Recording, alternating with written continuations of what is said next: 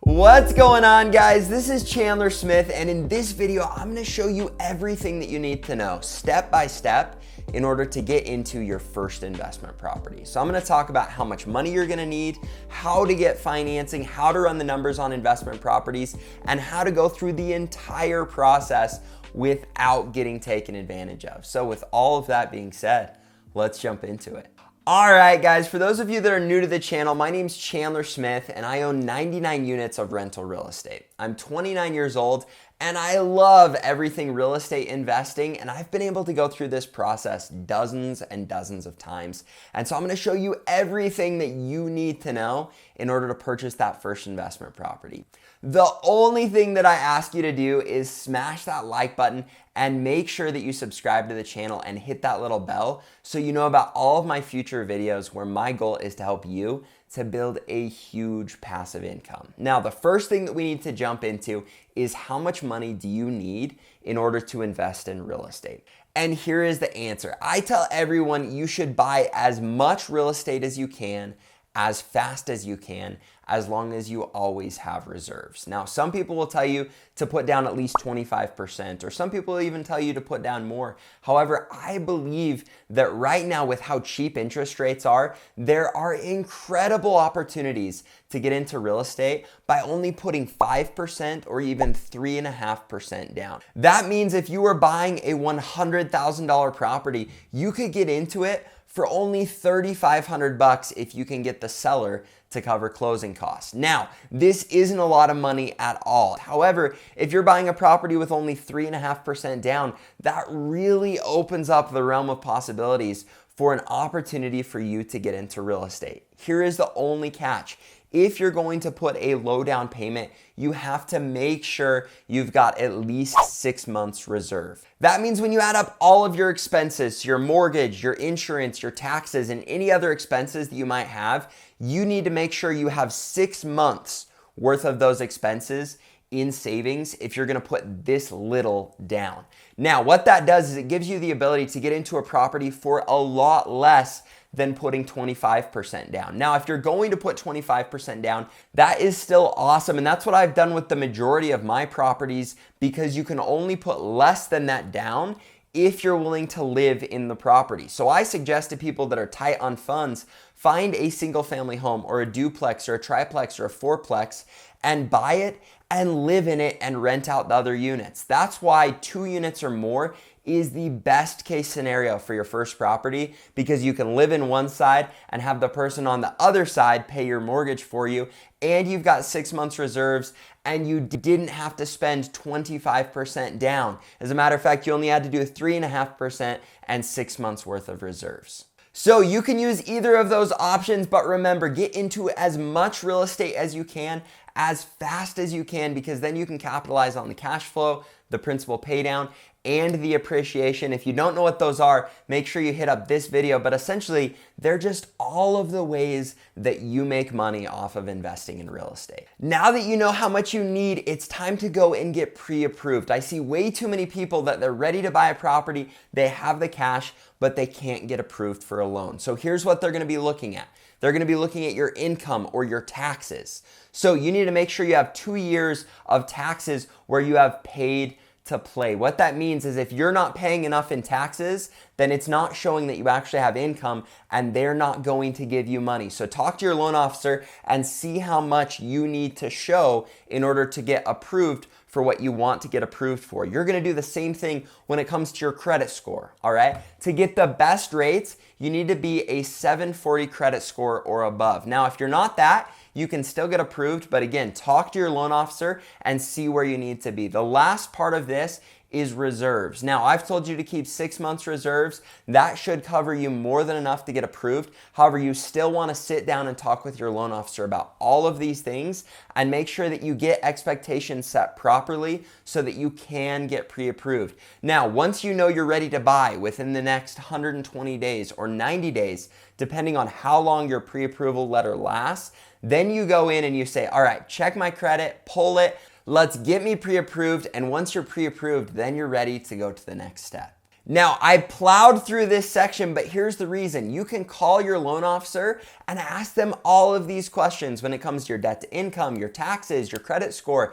They're gonna be able to help you make sure that you've got what you need to get approved for the right amount so you can move to the next step. So use and abuse them. They're technically free until you buy something. So take advantage of that and ask them all these questions so that you can get pre-approved. Now, once you're pre-approved, it's time to start shopping deals. And the best piece of advice I can give you is spend as much time as you can looking at deals and getting inside properties so that you understand your market and you understand the rents. Now, the general rule you can use is called the 1% rule. Essentially, you're looking at properties and saying, all right, the rents need to be 1% of the purchase price for the numbers to work. Now, this doesn't mean you should buy it. This just helps you find deals worth looking into further. And I'm gonna show you really quickly how to run the numbers to see if they pass a more deep inspection of the numbers. But overall, if you can find a property where the rents are 1% of the purchase price, then you're in a good place and it's worth diving in further. Now, you're not going to find this right away. As a matter of fact, it's hard to find good deals. And in this video, I'm gonna talk about how you can create good deals. But you need to understand it's going to take a lot of time of you looking at deals and passing on deals before you find the right deal. So don't get discouraged when that's part of the process. When you're looking for deals, you really want to narrow in on what exactly you're looking for. And I suggest looking between 1 and 4 units because you're going to get way better financing and there's going to be a lot lower barrier to entry.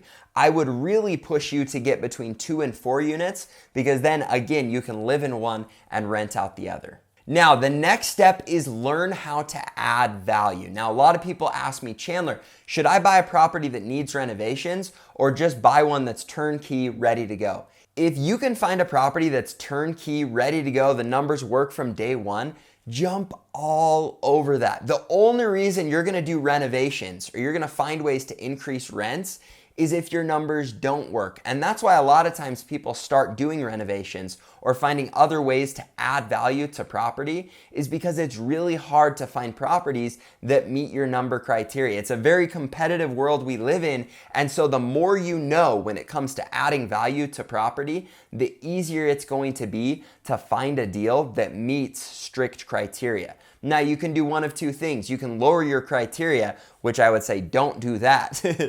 Or you can hold your criteria and find ways to add value. Now, every once in a while, you just get lucky and you find an incredible deal that is already ready to go with the numbers how they are. And when you find that, jump all over it.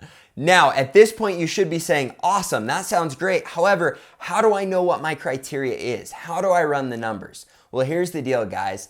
I'm gonna show you how to do this in about 1 minute. The easiest way to run the numbers on a property is to first go to the App Store. Now, this is an iOS and Android. You're gonna download my new app that is CDS Rental Calculator. Now, it's not gonna ask you for any personal information.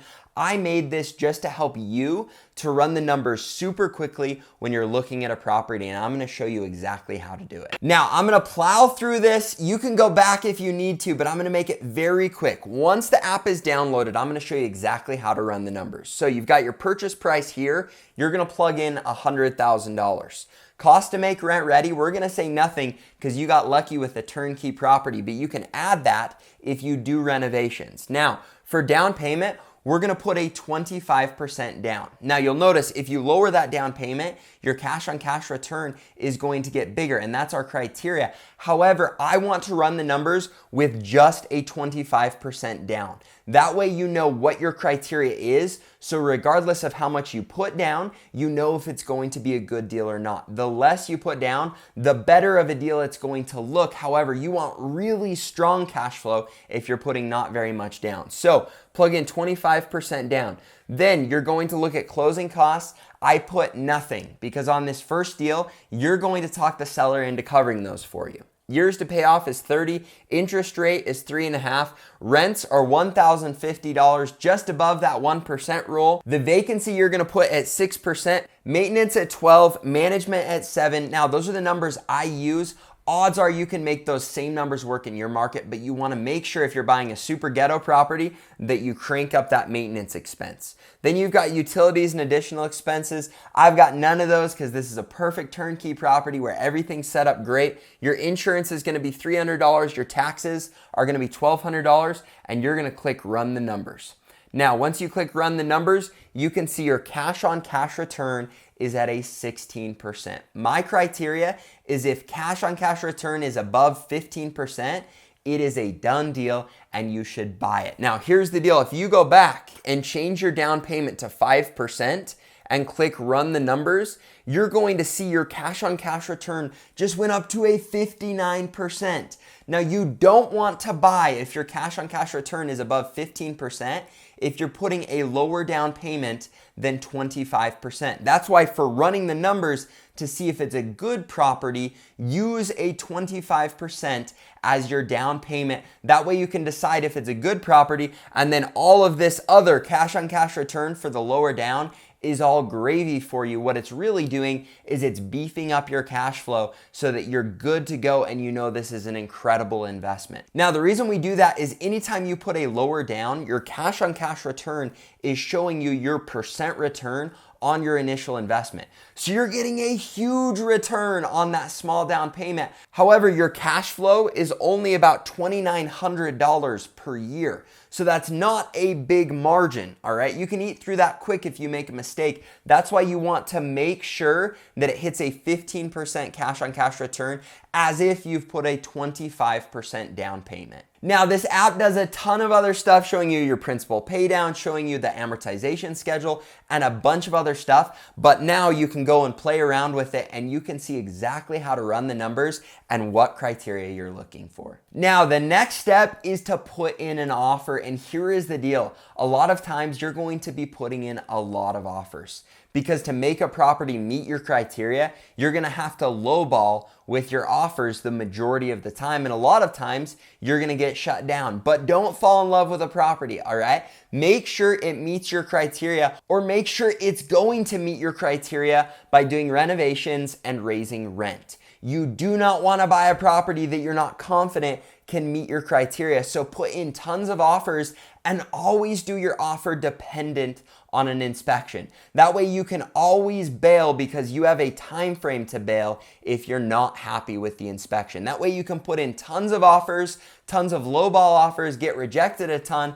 and then once you get your offer accepted, it's time to dive into due diligence. You want to make sure that all of the numbers work perfectly. You want to go walk through the property and make sure you can get the rents you're planning on, and then you want to do a full inspection. And here's the deal. It is so worth it to pay a professional inspector to come and inspect your property. You want to make sure that they catch anything, and that gives you more protection because they're going to make sure nothing's there. And if they miss something, you can go after them, all right? So make sure you get a good inspector. Make sure you ask them to go walk the property with them so that you can learn in the process and get a clean inspection report back before you purchase the property. Now, there are going to be little things. Okay, don't worry about little things, only worry about the big things. And the person you can ask what's little and what's big is your inspector, all right? Drill them with questions. You're paying them for the inspection, so use and abuse them. And once you get a clean inspection on the numbers and on the property,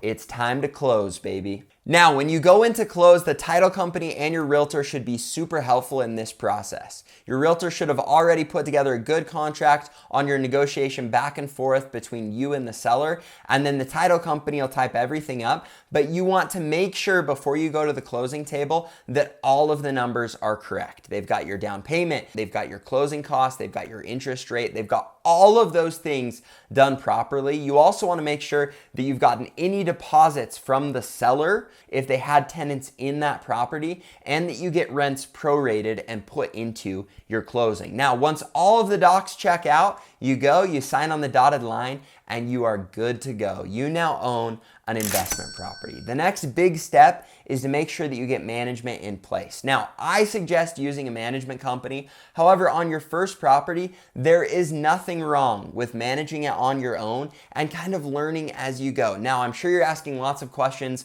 about liability. Here's the deal. Buy it in your name, quit claim it into an LLC. Your loan officer or realtor can kind of advise you on going through those steps. It's not complicated. You just go down to the city and jump through those hoops. The biggest thing you need to focus on though is making sure that you are properly insured so that if anything does happen, you're covered and you're good to go. Now, I absolutely flew through this video and I've really given you the cut and dry version of what you need to know and do to purchase an investment property. However, I understand there is a lot more that goes into the process. And so if you want to learn everything about how to purchase an investment property and scale from owning nothing to over 100 units of real estate, I just released a brand new course with 7 hours plus of content that shows you all of the nitty-gritty detail so that you don't make any mistakes and you can get into investing in real estate and scale your business quickly and properly without making any major mistakes. Now, a lot of this information is on my YouTube channel, so make sure you like and subscribe and hit that little bell. And if you do want the course, I promise you I have slaved over it to make sure it's incredible and gives you everything that you need. You can hit the link below and go sign up. It's on a huge sale right now for just a couple more days, and so I promise you the course is worth it. However, if you don't want to pay for the course, make sure you subscribe to the channel, and all of my content is directed at helping you to build a huge passive income. So again, make sure you hit the like button, subscribe to the channel, hit the little bell. If you want the course, it's down in the description. And guys, go out there, get that first property and start building that huge passive income for yourself. Thanks so much. Have a great day.